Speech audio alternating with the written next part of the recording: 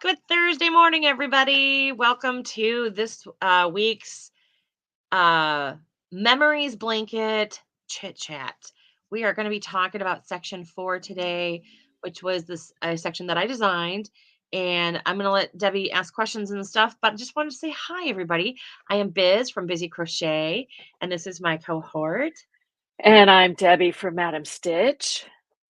And we are super glad that you are here. Glad that you joined us this morning.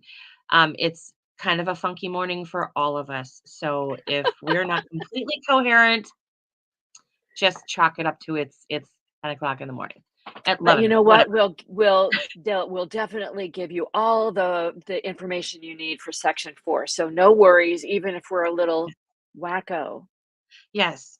All of it and more, probably more than you ever wanted. Anyway, so I'm gonna let Debbie take it away. It occurs to me, Biz, that at this point, section 4 completes one end of the blanket. I It don't does. think we've explained how these sections work. So you did a strip of squares, you did section 1, strip of squares. It's a tongue twister, so I'm not going to say it again, but you get the idea. And Yep. section 4 Hmm. completes one end of the blanket. Yeah. Looking ahead, section 5, which releases on Monday, Yeah. completes the other end of the blanket so that you have Yes. sections bookending all of the squares. Yeah. So this will be the last uh, time you have to attach strips to a section before you can go on to the next section. So just keep Hmm. that in mind. Yeah. But Biz, could Hmm. you describe what stitches you used in this section? There are two parts to this section. So, what did you use in this section? And what special features does this particular section have? Well, this one's going to be nice and easy for everybody because it is literally just double crochets. There's going to be front post double crochets, or maybe is it back post? I can't remember. It's one of the No, they're front posts. post. They're front Okay, post worked on the back side. okay. So front post double crochets and then chains. That's all there is in there. And then just that little ridge of color in between, that's going to be your usual single and then front post single crochet. So just really, really simple. So the part on the bottom has, like holes interspersed. And that one I used in my Bumblebee Garden baby blanket, which is a free pattern on my blog. But that's like the whole center section of it. And I kind of fell in love with that one because it was really, really simple to do, but it also was pretty to look at. And so this one, Mhm. because we're talking about how most of these sections in between the squares are about texture. This doesn't really have a lot of texture other than like visual texture. So Mhm. it's just a really nice place to relax. So the second section of section 4 is the waffle stitch. So of course we go right back into nice big chunky stitches because that's where I live. I love the waffle stitch. I did a whole blanket out of it. I wanted to try working with it one time. And I had gotten like a mystery box of yarn from like Mary Maxim or something. I'm like, well, what am I going to do with this yarn? The yarn wasn't worth talking about, but I got to make a whole baby blanket in the waffle stitch just trying out this yarn.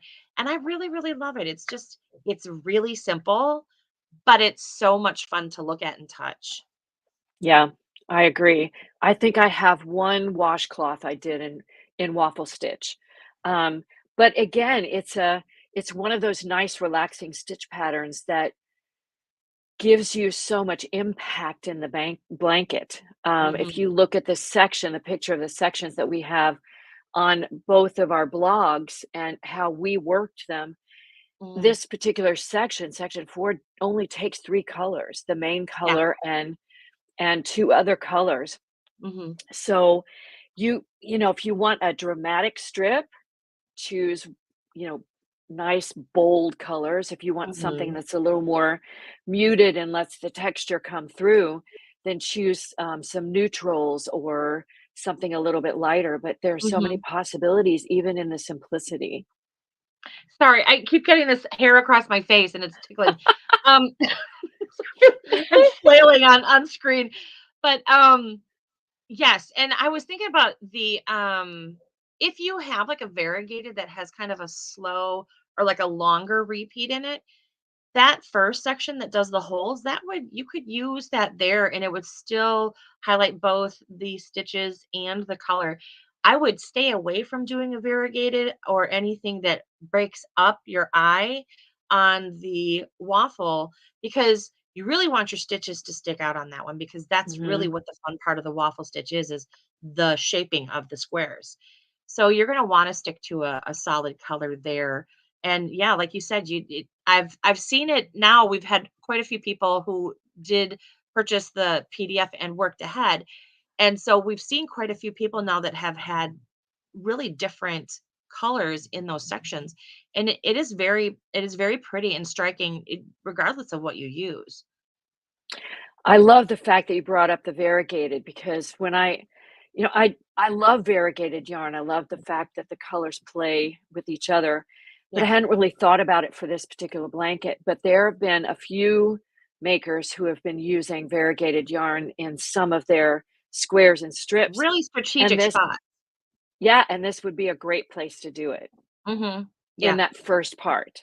Yeah, the first part. And like I said, I would stay away from it on the waffle stitch. But um the other thing too is I've kind of noticed that um I'm not entirely sure that everybody realizes what a front or back post stitch is because Mm, I'm seeing a lot of sections that have front or back post instructions and people are working in the loops. So your post stitch, when you're looking at it, every stitch has like a up and down part no matter how small it is. Your single crochet is just going to be one of those. Your double is going to be two of those. So you're going to go around the post of your stitch and not through one of the top loops. mhm, So make sure that you're just really watching that. The only reason I'm saying that is because it creates a texture when you do the back post stitch or you do the right. front post stitch. It's for the purpose of pushing a stitch on the other side forward so that it raises it up. I'm not saying that anybody's blanket looks wrong. It's don't take that the wrong way. Right. But I want you to achieve the same, I want you to get the texture that you should. Right, and one more clarification on those post stitches. When it says front post, let's say double crochet, Mhm. when you're working with a piece of crochet fabric, regardless of whether it's the right side or the wrong side of the fabric, the Mhm. front is what's facing you, the back is Yeah. what's away from you. And that's Yes. different from right side and wrong side. Those are Yes, different, it is. right? Yeah. So when Biz calls for front post double crochets, many of them are worked on the back side. They're worked on Mhm. what would be the wrong side of the blanket, but it's Mhm. what's facing you. And Yeah. when you do that, you work around the front of the stitch rather than Mhm. the back of the stitch. Yeah, those are some areas that can be kind of confusing, especially if you're new to working with post stitches and loop Mhm. stitches and all of that kind of stuff. So a lot of people, when they very first start crocheting, will do like single crochet in the back loop only, and then they'll do it, and it creates that ribbing stitch that everybody's Mhm. used to seeing, where it's got kind of like that V chunkiness. This is gonna be very different, and because you're going around the body of this stitch, you're not Correct. dealing with the top. I know, Right, I've so had that, right, well, just one more point of clarification so people know why it's different. Mhm, When you're talking about front loop and back loop, mhm. again, you're talking about whichever loop, but now we're just talking about the top loop that sits on top Yeah, of the that stitch. little So V. you have the post and then Mhm, you have the top loop, mhm. and those are 2 separate parts of the stitch. So just be aware that you need to use the post of the stitch in this particular section. Yeah, because that's gonna There we be go. what actually creates the cavity of Mhm. your waffle stitch. When you're going back across the right side of your work, you're gonna be just doing, you're going to be doing one front post stitch and then three regular double crochets to Mhm. work into and continue to create that cavity. You just have to watch which side you're on, and it's only going to be front posts, so you don't have to worry about, oh gosh, am I doing the back double here or am I doing the front post? It's only a front post. Just pay attention to which side you're on. Exactly. All right, so why did you choose these particular stitches for section 4? Um, Going back to what I had said just a little bit earlier, the bumblebee garden blanket, I just really love that little bit of open work where it's kind of solid, but it's got just those little peekaboo holes, and it's pretty to look at. And it's simple. And at that point in the blanket when we were in the designing process, I'm like, I just need something simple. I Let's just just do something, take a break. Yeah, I don't wanna rack my brain anymore. I don't wanna have to count that hard. So, yeah, that's kinda why that one went that way. And then, I was like, "Oh my gosh, I love the waffle stitch." It's just it doesn't get used enough. I'm just gonna be honest. And I think it's because it feels like it's a little bit of a yarn eater, and A little bit. it's very thick. It's very, very Yeah, thick. So, like, yeah. to do a whole project in a waffle stitch, it feels really big and thick. So, I'm sure that's why it's not used a whole lot. But, I just I'm texture. I love the texture. I love doing this dish because it's super simple, but it gives me a lot of bang for my buck. I think it's a wonderful progression out of the front post squares, right? Because That yeah, too. I know, right? We again, we reiterate that we didn't really confer with each other about what we were doing in our squares and our sections, and we didn't coordinate this. This was just a lucky happenstance. But I think Fly by the what's seat of our really pants. cool about the way you put this particular section in the blanket is we have that row of front post squares that has Mhm. so much stuff going on. Yeah. And then we have a simple, just part of section 4 Yeah. that kind of goes, okay. And then we Yeah. do the waffle stitch to recall our journey through the front post Yeah. squares. And it's really, I just am marveling at how it they all relate to each other.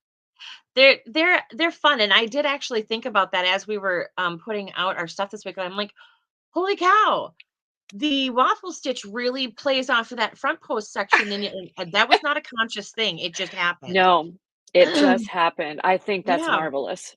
it's fun. All right. So we've sprinkled in some tips and tricks as we've Mhm. been talking about these two stitch patterns. But do you have anything specifically that you'd like to offer makers as they start this section? Gosh, I think I covered them all as I was talking, but, um, just really, relax, take the time to just enjoy this part. It's not that the rest coming is hard, um, Mhm. it's just this is a really relaxing section, and you should be able to bang this out in a day or 2. But, yeah, other than that, really, there isn't anything, like, we really kinda talked about it. Oh, let's see, hang on, I'm gonna put this up here. Yeah. Kristen said, I've never done the waffle stitch before in all my years of crochet, kind of for that reason. Seems like it will be pretty thick for a whole project. Looking forward to that section.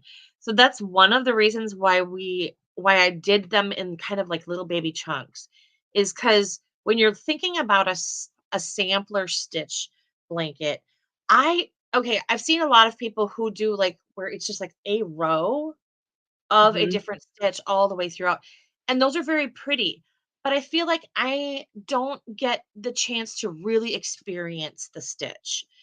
And so this way, because we had specific, like, measurements that we were trying to hit in between each of our, so that we had an idea in mind.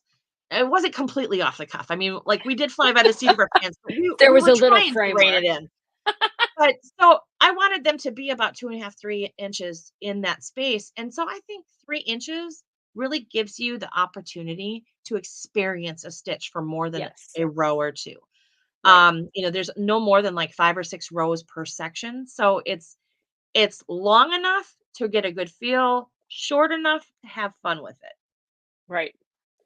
And again, I just like to reiterate this throughout all of our discussions.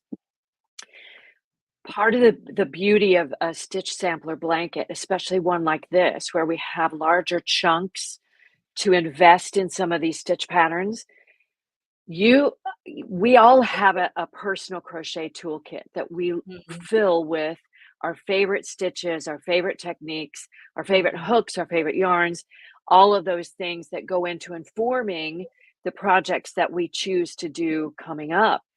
And mhm. now, with all of the things that you've been presented in this blanket, including section 5 coming up and the Yeah, border, which is yeah. a pretty standard style border, you're getting all of these things that you can choose from. You now know when you look at Mhm, someone's design, oh, I mhm, did that one.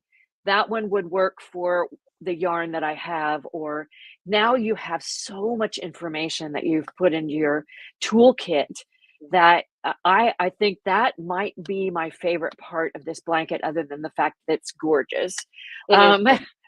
but now there's so much to choose from in one short crochet along, and Mhm. 6 weeks is not long for a blanket, so Really isn't. I mean, no. my typical ones are usually 8 to 9 weeks long, and people are like, "Would can we just end now? Like, can we be done?" You know, You just this banged one, this puppy out. it felt like it was long when we first started. I'm like, "Gosh, I just want everybody to have the parts." But then, here we are, next week's the last week, like, "What the heck? How did that happen?" I Um, know. but I did wanna say that, i- uh, jumping on what you said about, we've all learned some new things through this blanket and even dreaded section number 2. Um, that is, you either loved it or you hated it. There are people who I am sure viscerally hate that diamond stitch. And you know what? You never have to touch it again. And even if you didn't want to touch it this time, because I think that there are people that are maybe like, I think I'm going to do something else there. But even if you really struggled through it, now you can look and say, I've seen people who are like, I'm gonna do more of these. I really like this. I want to do a couple of projects in this. And that is where I was when I learned that stitch. I became a woman obsessed. I was like, I have to make everything in this stitch. And I did. And now I'm like, okay, it's part of what you said, my arsenal. There are gonna be people who are gonna avoid that stitch like the black plague, and never touch it again.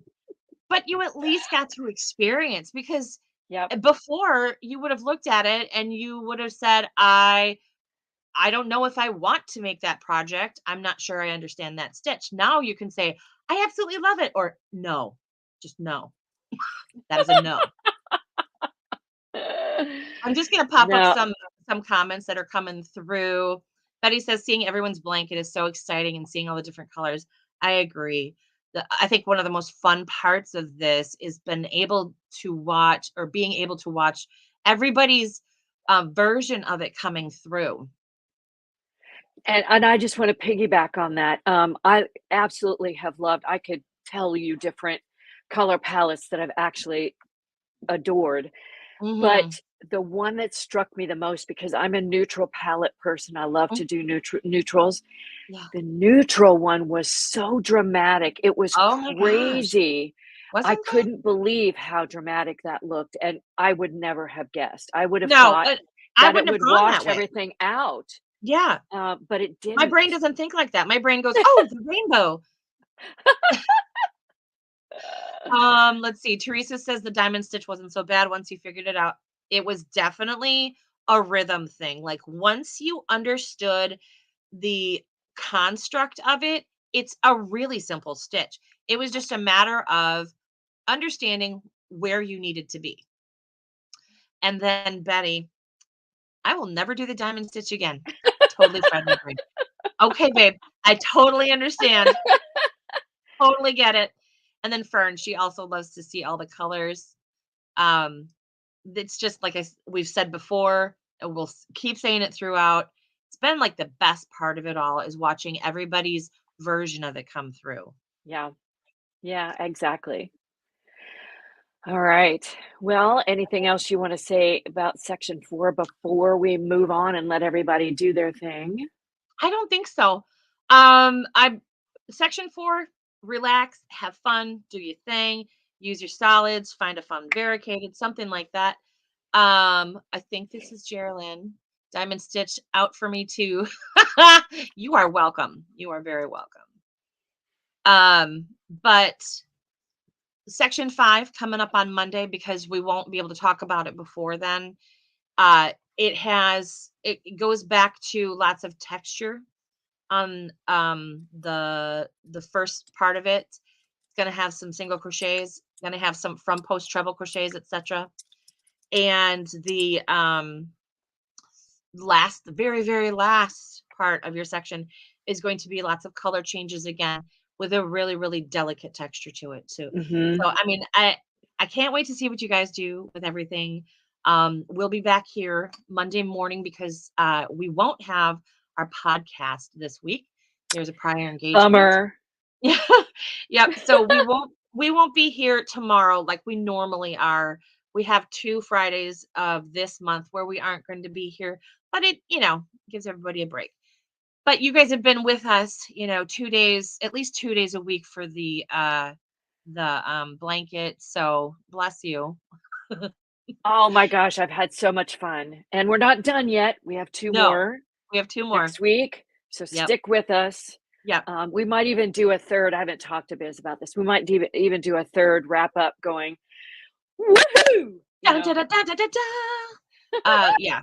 So we are gonna say adieu for now. I'm sure I just massacred that word. Um, Teresa says, thank you very much for a beautiful blanket. You are so welcome. And Tolga says, Olga, I'm not sure what that means, but if you understand what that means, blessing is on you. So yes, have a wonderful weekend, everybody. We will see you Monday morning. Oh, enjoy. Yep. Bye.